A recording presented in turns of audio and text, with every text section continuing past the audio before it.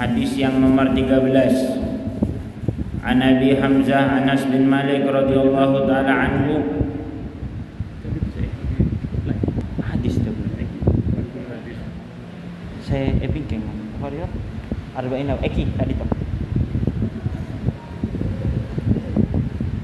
An Abi Hamzah Anas bin Malik radhiyallahu taala anhu khadim Rasulullah sallallahu alaihi wasallam. Qala Rasulullah sallallahu alaihi wasallam la yu'minu ahadukum hatta yuhibba li akhihi ma yuhibbu li nafsihi. Dari Anas bin Malik radhiyallahu taala anhu,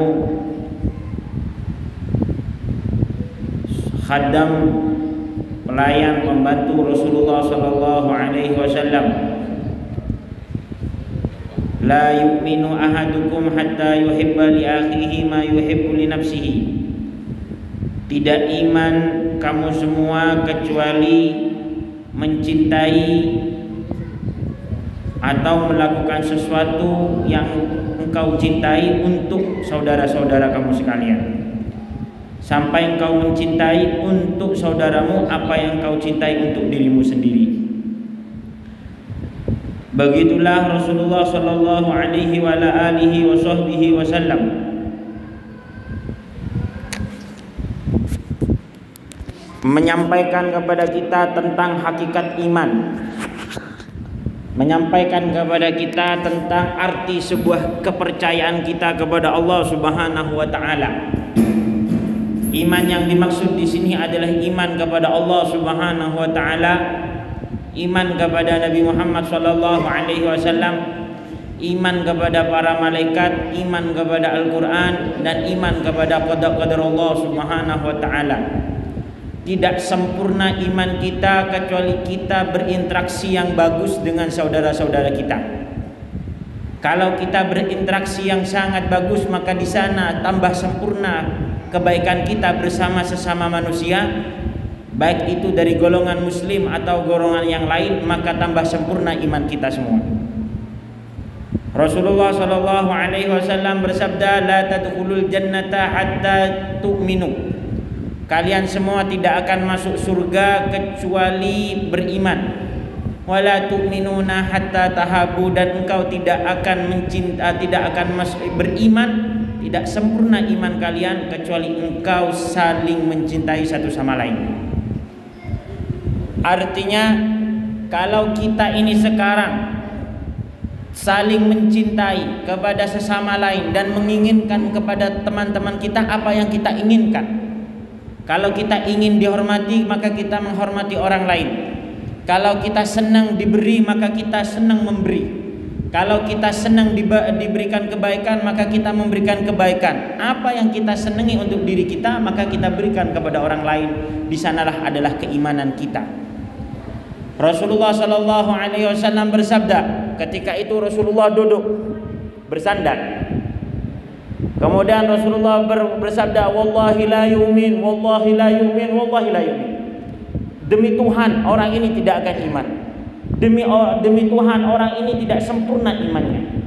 Demi Tuhan, orang ini tidak sempurna imannya. Para sahabat takut, siapa yang tidak iman ini ya Rasulullah? Para sahabat takut kalau dirinya ini dianggap tidak beriman oleh Rasulullah sallallahu alaihi wasallam. Karena dia walaupun sholat, walaupun puasa, walaupun bagaimanapun, kalau tidak dianggap imannya, maka tidak akan masuk surga. Ketika itu Rasulullah, para sahabat langsung, siapa ya Rasulullah? Rasulullah duduk. Yang asalnya bersandar, kemudian Rasulullah duduk. Man lam ya'man jaruhu bawa'iqah.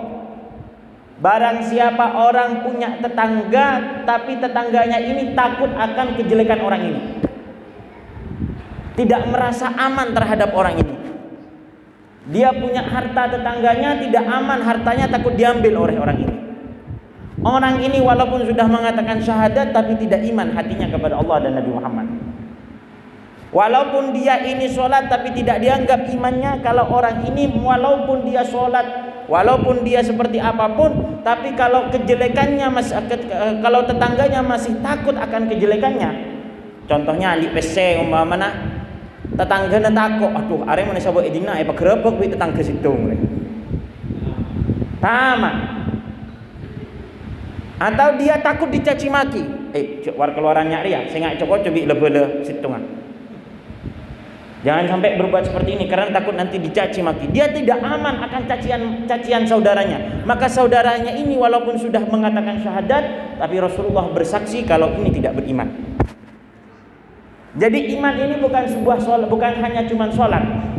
Iman ini bukan hanya cuman iman ini bukan hanya bukan hanya cuman sekedar zikir, tapi iman adalah interaksi. Iman ini adalah berkaitan dengan sosial kita, dengan tetangga dan sanak famili, bahkan dengan keluarga kita.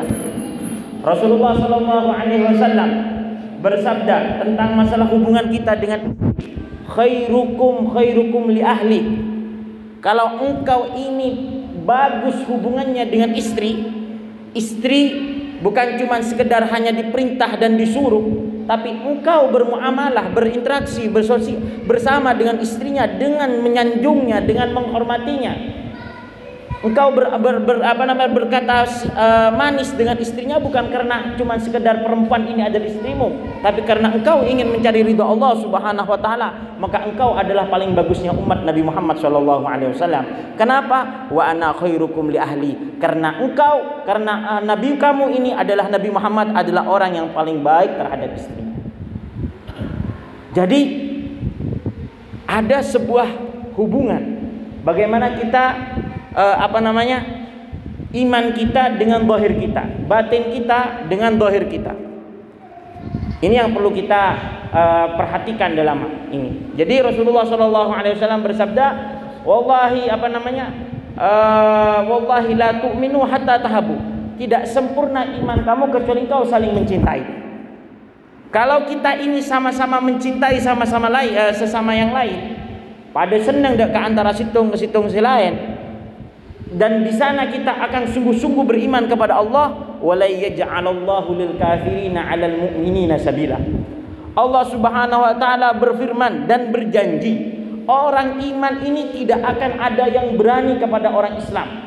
Di luar Islam tidak akan berani kepada orang Islam. Orang Islam selalu akan berjaya ekonominya, akan selalu berjaya dalam dunia politiknya.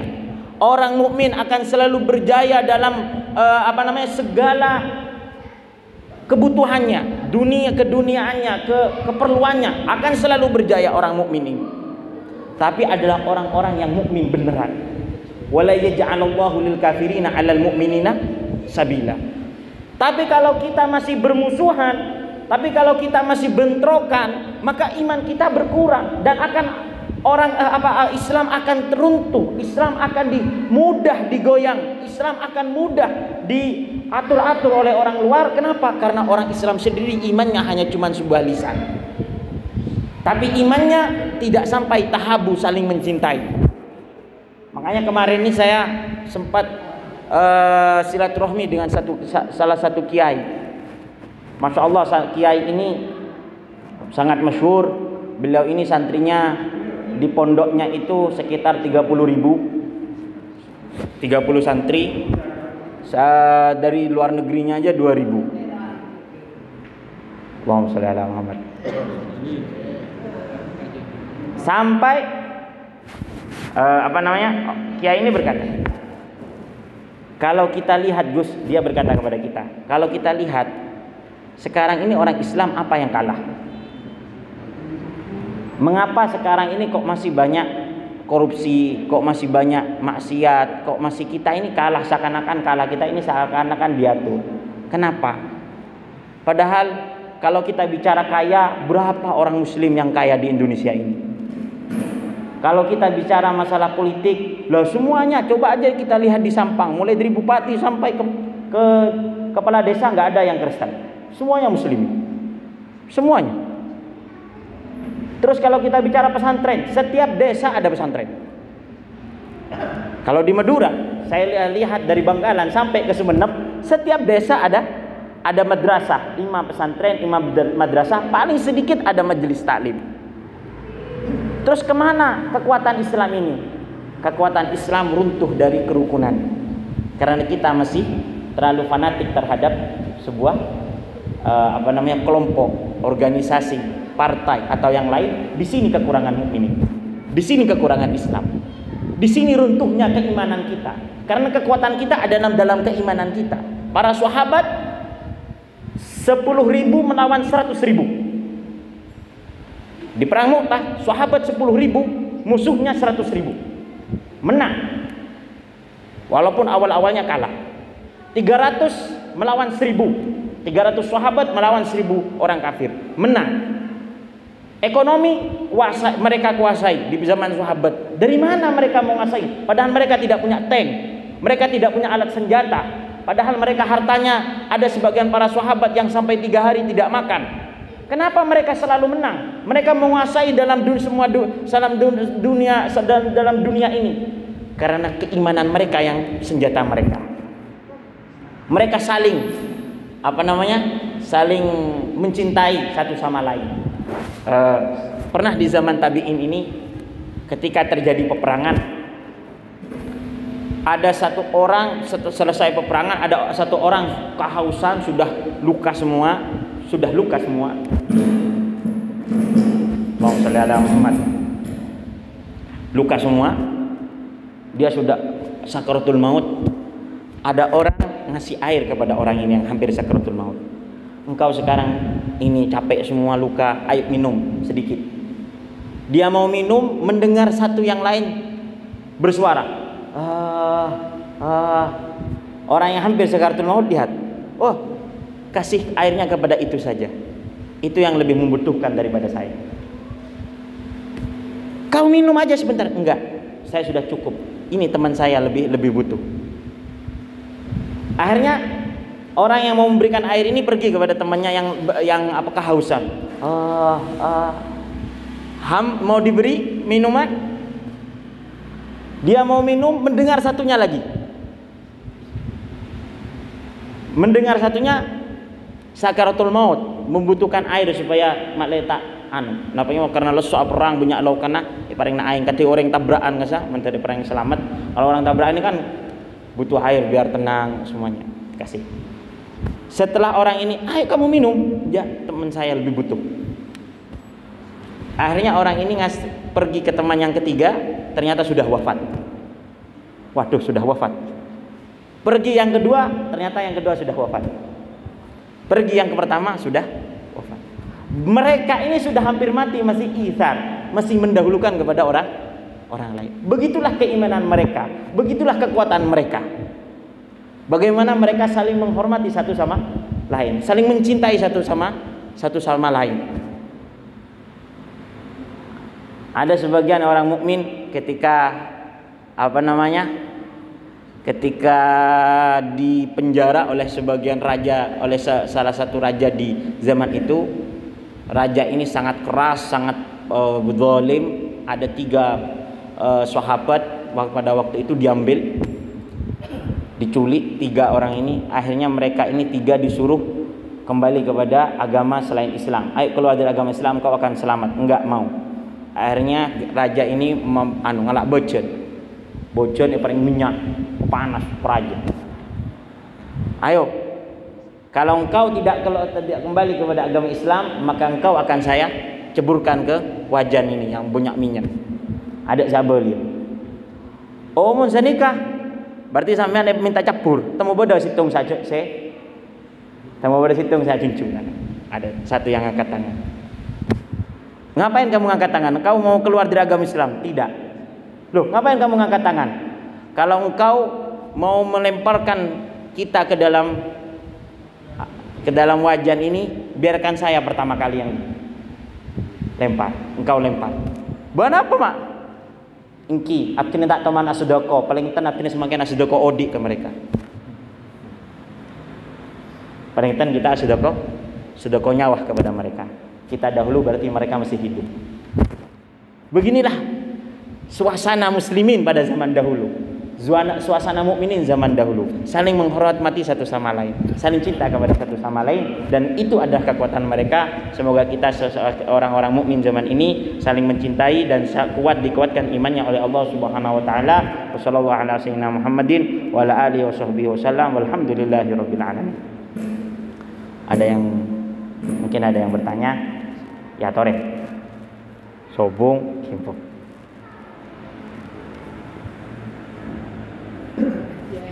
Eki. Waalaikumsalam warahmatullahi wabarakatuh. Eki. Tadi yang dijelaskan tentang hubungannya dengan tetangga. Iya. Apabila di antara kita punya tetangga yang bagus, anggaplah kurang bagus dalam ukuran hukum syar'i. Mana, Pak? Sehingga kita menghindari tetangga tersebut dengan tidak berkomunikasi. Dalam artian menghindari kejelekan yang menurut hukum syar'i dilakukan. Iya. Sehingga dia menghindari. Wa imma karena tetangga itu tidak tahu agama atau memang sifatnya yang sudah begitu, sehingga lebih baik menghindari ketimbang berkomunikasi lebih diam, karena dari masalah yang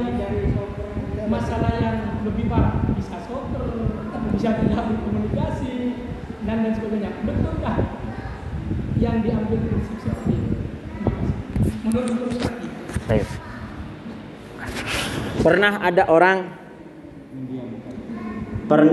orang datang kepada Rasulullah sallallahu alaihi wasallam. Ya Rasulullah, dia Islam. Ya Rasulullah, saya ingin berzina. Waduh, mohon maaf. Zina, cakap-cakap sampai apa? Saya ingin berzina ya Rasulullah. Mudah, masih bergelora. Dia agak punya uang, mau kawin gak punya uang. Dia suka kepada perempuan. Saya pengen zina aja daripada pusing-pusing gini. Tapi dia masih takut kepada Rasulullah, karena di hatinya masih ada iman. Akhirnya dia lapor dulu kepada Rasulullah, minta solusi. Rasulullah, saya pengen berzina. Apa kata Rasulullah sallallahu alaihi wasallam? Apakah engkau punya adik? Iya. Kamu rela nggak adik kamu dizina orang lain? Oh, nggak mau. Nggak mau saya. Adik saya dibuat main-mainan. Kau punya ibu? Iya. Apakah engkau mau ibu kamu dizina orang lain? Oh, nggak mau Rasulullah. Patin dasar kamu zina. Tanggung boy zina. Oh, sesungguhnya perempuan yang kamu zina ini adalah adiknya seseorang, atau ibunya seseorang, atau anaknya seseorang. Kalau engkau tidak mau berzina, jangan berzina dengan kalau ada adik saudara kamu atau famili kamu nggak mau dizina orang, jangan berzina dengan orang lain. Orang ini akhirnya hatinya tumbuh. Kemudian ada juga di zaman Rasulullah Shallallahu Alaihi Wasallam orang yang suka minum khamar. Dengan Rasulullah dinasihati, dimarahi, sampai ditindak. Ada sebagian orang ketika sudah 3 kali, orang ini sudah 3 kali, orang yang masih minum khamar sampai 3 kali, ditindak, dinasihati. Ada sebagian orang berkata, sahabat berkata, akhzakallah, waduh, celaka orang ini. Celaka orang ini. Rasulullah berkata, jangan kau doakan orang ini. Walaupun dia ahli maksiat, tapi kita jangan sampai mendoakan. Artinya apa?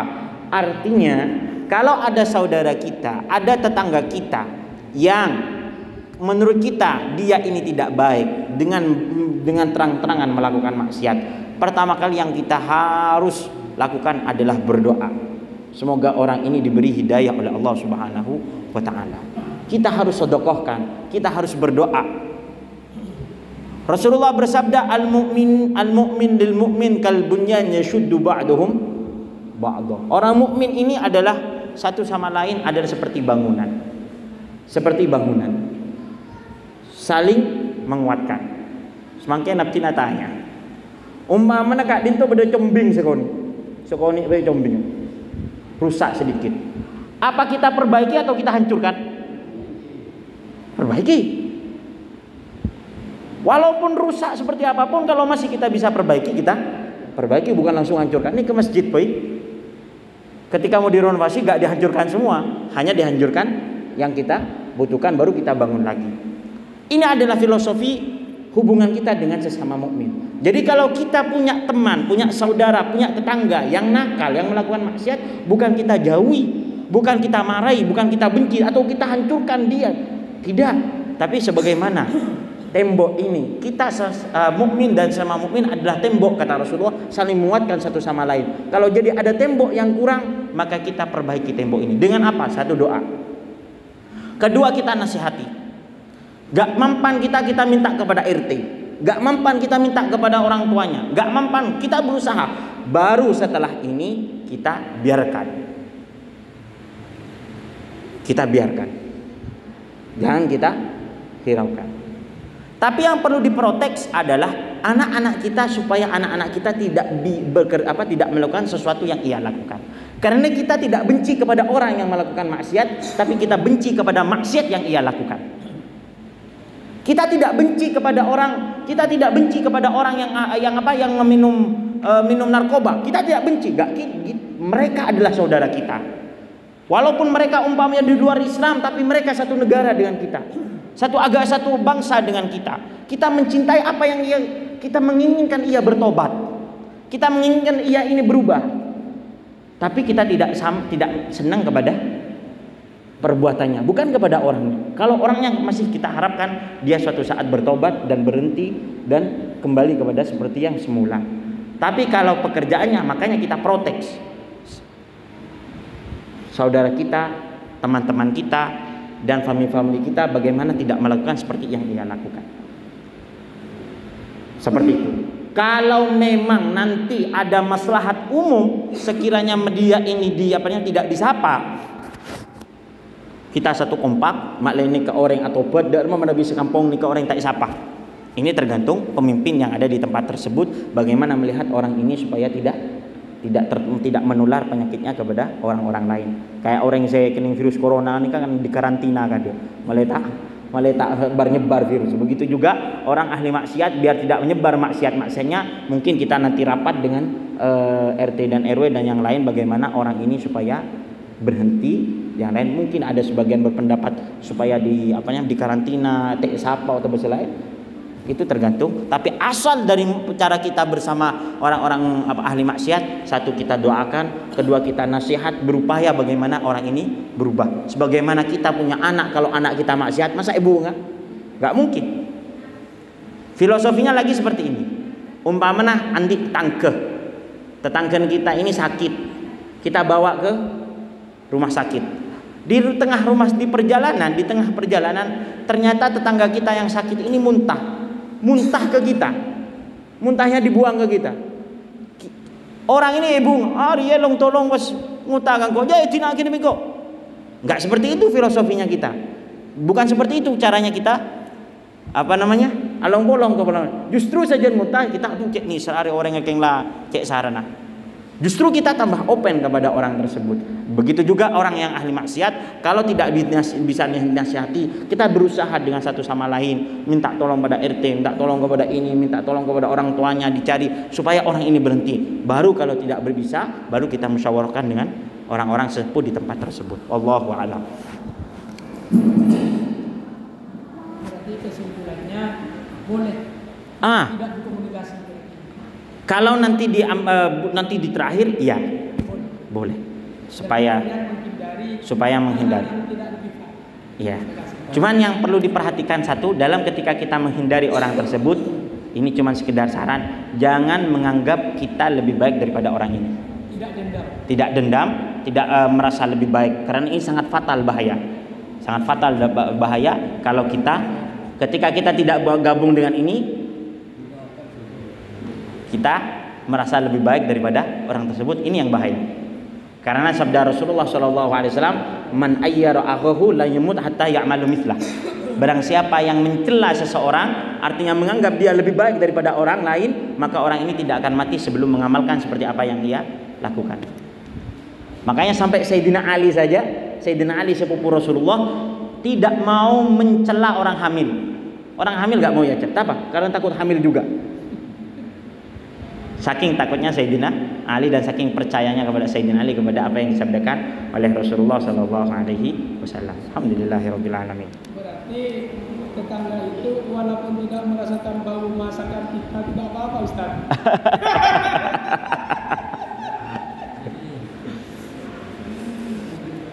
Karena itu nanti ada miskomunikasi, sehingga kalau kita begitu, kita punya masakan yang harus merasakan lebih dulu kan tetangga. Jadi makanya saya berkata, tidak berhubungan dengan orang ini tahap terakhir. Jadi kita ini kepala maksiat jangan kita langsung pecah, enggak. Ini adalah tahapan terakhir. Jadi kita, Rasulullah sendiri kepada orang-orang kafir, ini ketika kafir saja, bukan cuma maksiat yang paling besar, ketika sakit ia sambangi. Lah, orang ini ketika maksiat, apa boleh kita mempunyai masakan, masa kita nggak mau kasih? Justru kadang sebagian orang ahli maksiat ini bertaubat karena melihat akhlak kita yang baik. Dan ini banyak buktinya di zaman Rasulullah Shallallahu Alaihi Wasallam. Melihat mukjizatnya Rasulullah tidak mempan, ternyata melihat akhlaknya Rasulullah baru dia masuk Islam. Melihat mukjizatnya Nabi Muhammad dia masih belum masuk Islam. Ada di kitab Bulughul Maram itu disebutkan dalam hal ini. Melihat mukjizatnya enggak, tapi ketika melihat akhlaknya Nabi Muhammad yang maha pengampun, penyayang, dia langsung masuk Islam. Sallallahu alaihi wa alihi wasallam. Bagaimana?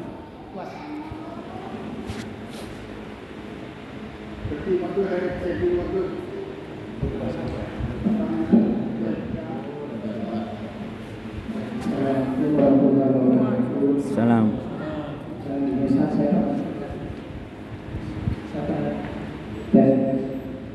Saya pernah mendengar sabda dari Rasulullah Sallallahu Alaihi Wasallam bahwa kemunduran umat Islam itu sebenarnya orang yang berbeda. Kemunduran umat Islam kenapa walaupun banyak tapi seperti buih di lautan, karena ada dua hal yang istilahnya yang dimiliki oleh umat Islam. Yang pertama adalah cinta dunia dan takut mati. Ini bagaimana cara untuk menghindar dari sifat yang seperti ini? Karena kalau kita lihat sekarang sepertinya benar yang disampaikan oleh Rasulullah tentang kedua sifat itu. Jadi bagaimana kita untuk menghindar dari dua sifat yang seperti itu. Terima kasih saja. Assalamualaikum warahmatullahi wabarakatuh. Waalaikumsalam warahmatullahi wabarakatuh. Rasulullah bersabda, "Yunza'u min qulubi a'daikum al-khauf lakum wa yulqu ala qulubikum haibah lahum." Dicabut dari mereka ini rasa takut kepada engkau semua wahai orang iman, dan justru engkau yang takut kepada mereka semua. Sahabat ada yang bertanya, "Amin gillah ya Rasulullah, apakah kita minoritas?"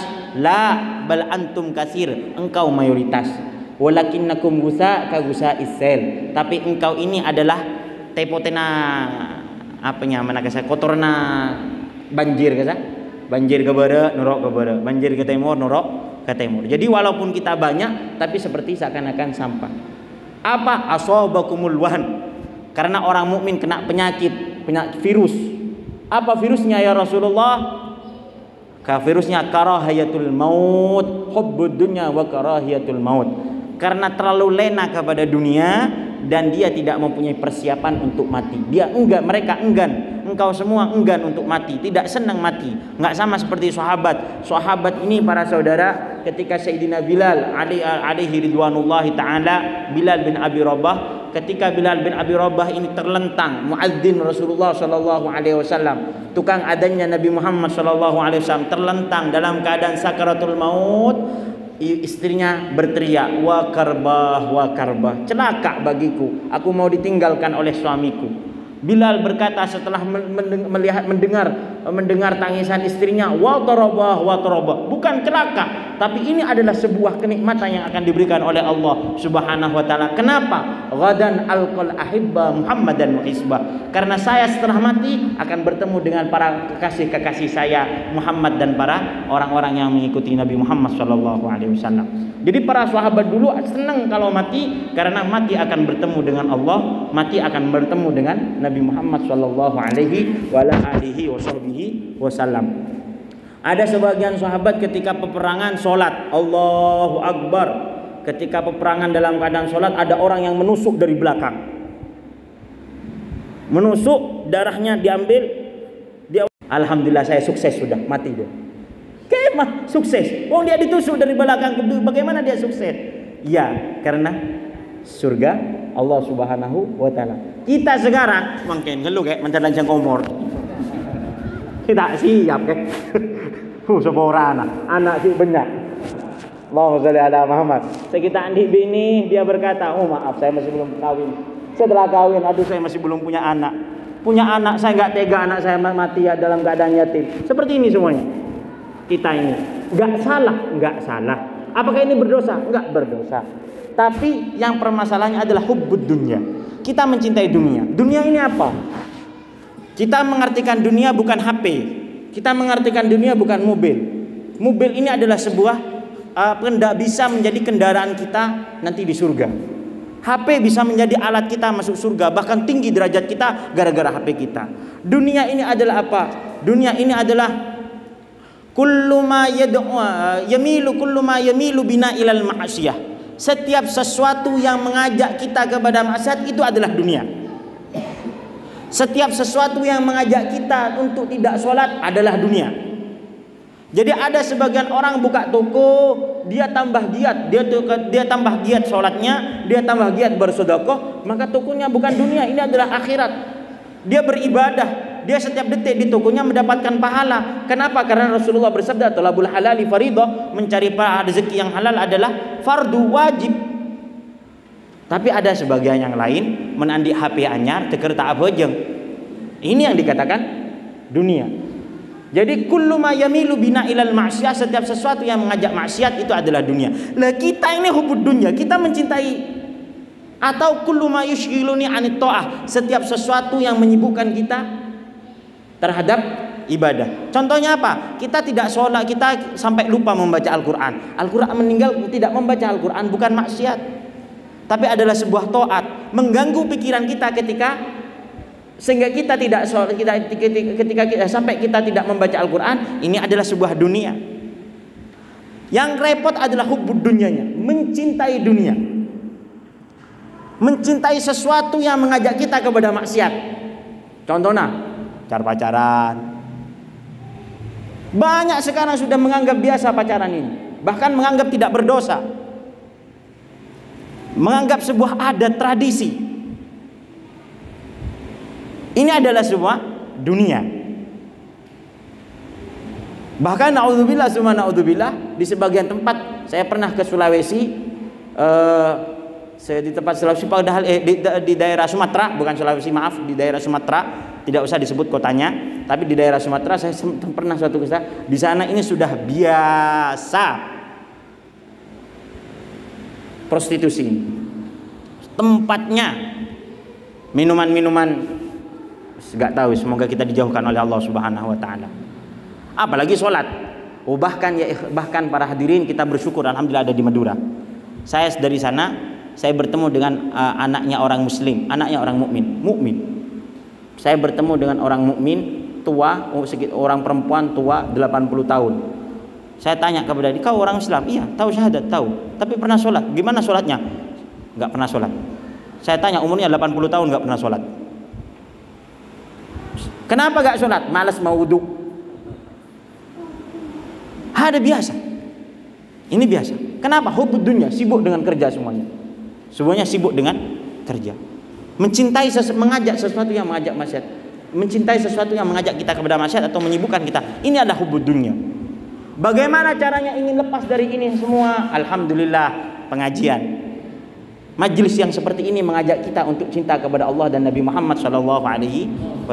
Majlis yang kayak gini ini mengajak kita kepada karena Rasulullah, bagaimana cara Rasulullah mencabut dari hatinya para sahabat hubud dunia. Padahal ada namanya Mus'ab bin Umair. Mus'ab bin Umair ini adalah pemuda tampan wangi, idola dari semua cewek-cewek pada zaman di Mekah pada zamannya. Mus'ab bin Umair namanya. Karena Mus'ab Umair kak dinto mana bilebat negang, cewek neng budi kasat pelengan kapi. Kenapa? Mendengar harumnya. Oh, ya Allah. Gonteng, micis, rokom boleh. Usaha apa sih tak seneng? Reng Arab, genteng meni gendang Madura pun. Gantengnya ganteng Arab, Mus'ab bin Umair. Tapi dia masuk Islam, dia lepas semuanya. Sampai ketika Mus'ab bin Umair wafat, di rumahnya cuma ada kain kafan. Kain kafan ini sobung boleh kelam pino, kecuali kain kafan satu ini. Kain kafan ini kalau ditutup kepalanya, kakinya kelihatan. Kalau kakinya ditutup, kepalanya dikelihatan.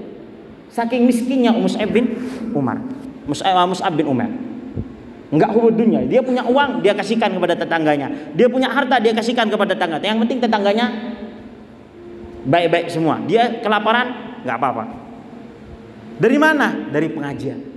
Rasulullah mengajak seperti ini dari pengajian. Majalis dzikir, majlis dzikir, majlis ilmu. Seperti ini mengajak apa? Mengajak kita untuk tidak hubbud dunia tapi hubbullah wa hubbur rasul. Kita mencintai dunia, tidak mencintai dunia tapi mencintai Tuhan yang menciptakan dunia. Itu seperti itu. Caranya ya dengan majelis dzikir. Kedua ya sering berkumpul, sering bertanya, sering kumpul, sering bertanya dengan orang-orang soleh, maka kita akan sedikit-sedikit Allah Subhanahu wa taala akan cabut dari hati kita mencintai dunia. Dan cara yang paling ampuh lagi adalah mengingat kita ini Nabi ala wa maksiat, enggak cek aban bakal ditanyakin sekarang Allah Subhanahu wa taala apa yang akan kita perbuat. Kurang 4 menit lagi. Ya Tore. Gimana? Kurang 4 menit lagi. Oh, kurang 3 menit.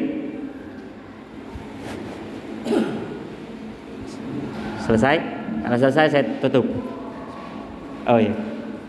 Satu lagi kan, misalnya kita mau bersedekah lebih siapa?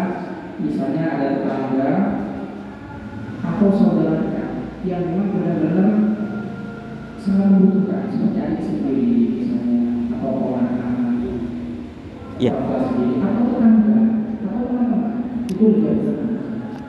Begini, tentunya jangan bersedekah 1 tahun 1 kali, tapi sedekahlah tiap hari.